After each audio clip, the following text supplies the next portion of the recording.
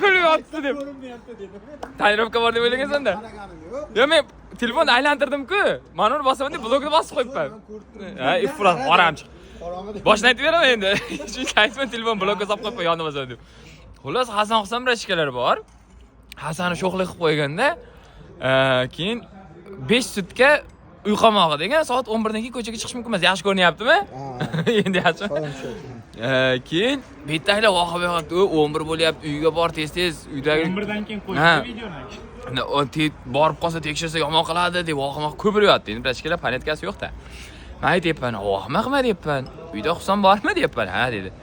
Shunday uyga borganda Sanurning Husan chiqib kelaveradi deyapman. Kim ular aytayapti, "Bor Husanni ham chaqirib qol" desa nima deydi? "Ha, Hasan qamalgan-ku, Husan qamalmagan.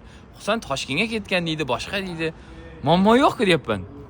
Husanning kelsa Husaning bilan birga videoga olamiz. Bu videoni hozir qo'ymayman.